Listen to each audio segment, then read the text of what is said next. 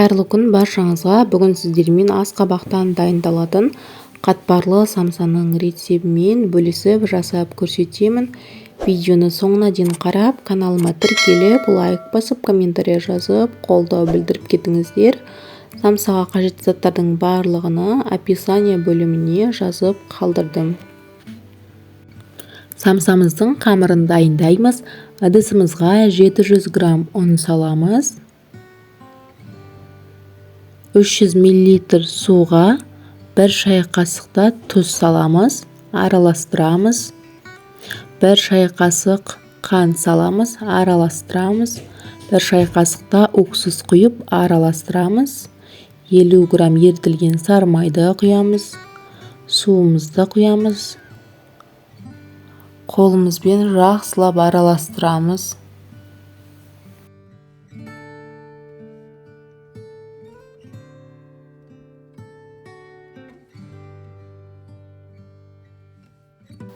Араласпамыз осылай бірігіп қамыр болып шықты. Қамырымызды қолымызбен жақсылап басамыз. Қамырымызды пакетке салып 15 минутқа қойып қоямыз.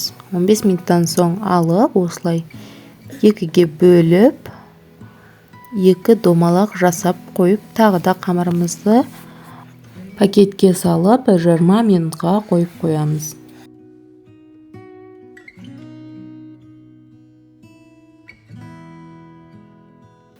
Жиырма минуттан соң қамырымыздың біреуін алып, осылай ұн сеуіп өтіріп, қолымызбен басып, оқтайдың көмегімен орташа көлемде жаямыз.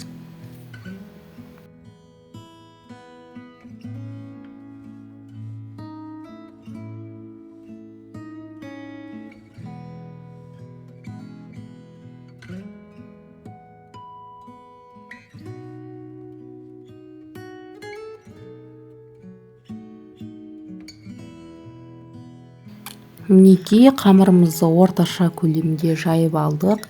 Ерітілген сары майымызды үстінен құйып, жағып шығамыз. Сары майын жағып болғаннан соң қатқанға дейін күтеміз. Оғанға дейін екінші қамырымызды орташа көлемде жайып, осы қамырымыздың үстінен жаямыз.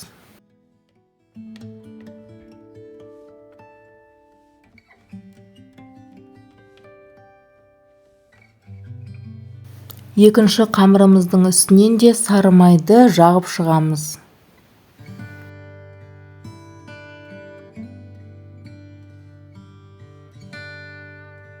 Сары майымызды жағып болғаннан соң 10 минуттай күтеміз сары майы қатқанға дейін. Содан соң осылай жақсылап қамырымызды тығыздап, орап шығамыз. Видео ұнап жатса, лайктарыңызды аямай лайк басып, комментарияға өз пікірлеріңізді қалдырып, каналыма тіркеліп, каналымның дамуына өз үлестеріңізді қосып кетіңіздер. Қамырымызды тығыздап орап болғаннан соң, осылай тағы да айналдырып, орап, морозилкаға жарты сағатқа қойып қоямыз. Салмасына дәміне қарай тұз, бұрыш, зира, тәтті бұрыш, дәмдеуіштерді қостым. Салмасына тартылған ет, пиязды ұсақтап турап алдым. Құйрық май және де асқабақты қолдандым. Жарты сағаттан соң қамырымызды морозилкадан алып, осылай бөліктерге бөліп шығамыз.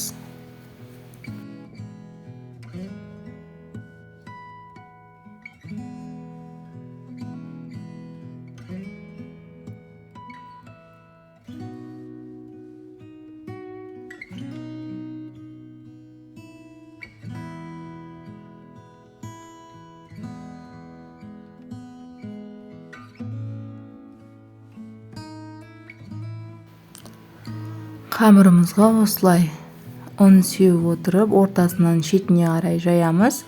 Ортасын қатты баспаңыздар. Ортасы кішкене қалыңдау, шеттері жұқа болса болады.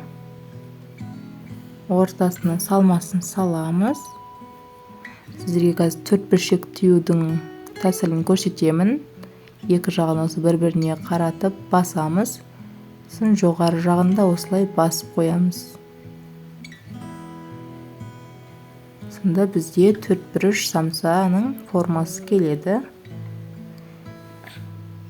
Сіздерге енді ұйғырша тиюді көрсетемін. Ортасына салмасын салып, бір-біріне қаратып қамырымызды жабыстырамыз. Шетіні айналдырып осылай бір-біріне қаратып өріп шығамыз. Асқабақтың формасын беретін тиюдің тәсілін көрсетемін. Бір қамырымыздың бір шетін ұстап алып осылай айналдырып түйіп шығамыз. Немесе жай ғана асты жағын жақсылап салмасы шықпайтындай қылып жабыстырсаңыздар болады. Сосын жібімізді алып осылай қамырымызды айналдырып шығамыз. Піскен кезде мына жібімізді алып тастаймыз. Мінекей біз самсамызды 3 түрлі тәсілмен түйдік. Жұмыртқаны бетіне жағып шығамыз. Күнжіт себеміз. Самсаларымызды қызып тұрған пеште 180 градуста 40 минуттай пісіріп аламыз. Мінекей біздің асқабақтан дайындалған қатпарлы самсамыз дайын болды. Көріп тұрғандарыңыздай қызарып, дәмді болып шықты. Менің жолдасыма самса қатты ұнайды, сол себепті мен самсаны жиі жасап тұрамын. Сіздерге де жасап көруге кеңес беремін. Видеомды соңына дейін қарағандарыңыз үшін рахмет. Каналыма тіркеліп, лайк басып, комментарий жазып, каналымның дамуына өз үлестеріңізді қосып кетіңіздер.